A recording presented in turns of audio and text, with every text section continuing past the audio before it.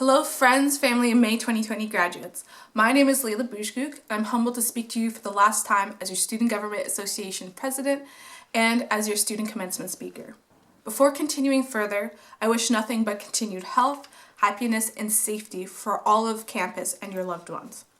I've dreamed of this honor to address my graduating class since kindergarten and wrote my graduation speech in middle school. But I could never have predicted these circumstances we are in right now. So while some parts of my initial speech I envisioned has changed, the message of our strength of the campus has only exemplified. I know most people in my position take time to reflect on the journey of how we all got where we are today. But as you may have already found out at your time here at ESU, that journey is drastically different for all of us. I may be a little bit biased, but ESU students are the most hardworking students out there. Most of my peers balanced an average of 2 jobs while pursuing a full-time education. Most students I knew came from disadvantaged communities, dealt with serious family matters, were presented with major economic burdens, and balanced health issues. Most students I know mentored at least one other student because we all live by the unspoken warrior promise to one another that students support students. I know each of us has a different story as to how we got to this point of our lives today. But for one last time, we're here together. So let us, as a group, even if virtually, reflect on our warrior spirit and what we have achieved together. So let's start with your brain. Your brain has been influenced since kindergarten by teachers who won't leave you alone, and I bet college was no different. Professors who continuously extend themselves to teach us beyond the material in the class. They took students on trips to connect us with their professional networks. And they've sat with us in office hours or long after class was over until we understood a concept. And most importantly, professors who never gave up on us despite us losing belief in ourselves. Professors have overnight learned to readapt their courses to an online setting and have been working closely with students to ensure they continue to support us at this time, to continue to support us academically, professionally, and personally. Thank you to the amazing committed faculty who have fostered the growth of our minds throughout our whole life. Our legs are influenced by soccer, football, basketball, field hockey, and more coaches, and the wonderful staff and instructors at Stony Acres and the rec centers. These instructors pushed us beyond our breaking point and made us realize that we are capable of things beyond what we ever thought we could do.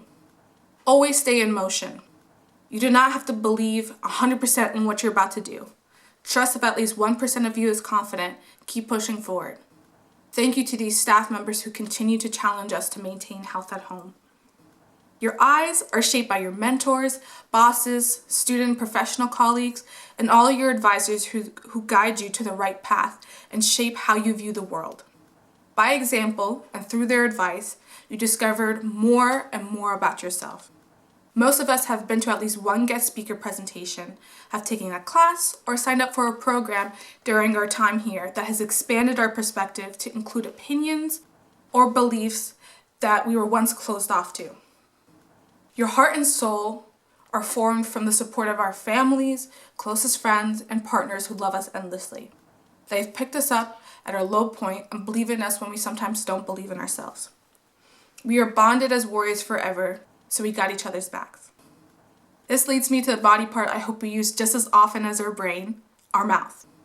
I believe our mouths are influenced by the community we have had here as students.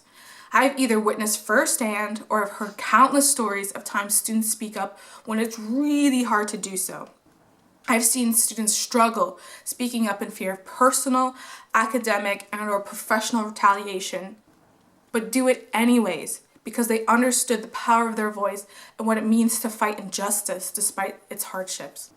We have had powerful discussions on prejudice, gender inequality, religion and politics, mental health, sexual harassment and assault, gun reform, LGBTQ+ rights, and more. Please never lose the wisdom you've gained from that. I'm lucky to say that I felt when I spoke up for my community. I felt my warrior sisters and brothers over my shoulder saying, "I got you." I'm telling you today, I've got your back, and we have to get each other's back out there. Go off into the world and fight for what is right. Then, of course, you have your feet for being there for you every step of the way, your hips that never lie, and your fingers that you can always count on.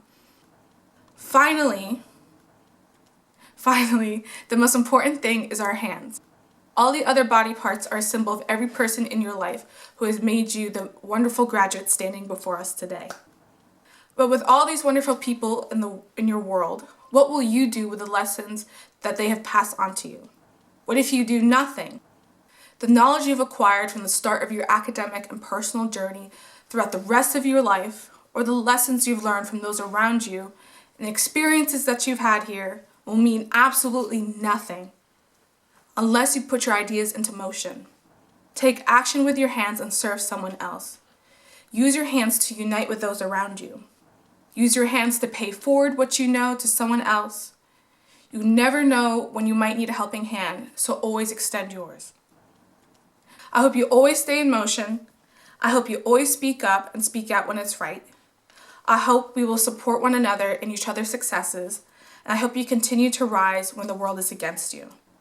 I would like to end on a lesson that I've instilled during my presidency, which is if you take a shot, don't miss. While a great message, I left out an important part that I hope to have taught others through my actions, but I might not have said it explicitly. I know when you take your shot, you will prepare for the information to take that step, you'll bounce around all the possible outcomes in your head, and hopefully muster up the courage to do it. But one important thing, remember, I'm right next to you when you take that shot so you don't miss. I'm right here now and will be after this. It's truly been my honor to be a warrior amongst you all today. I don't know about you, but I'm really excited to go out there and be a warrior together. So are you ready?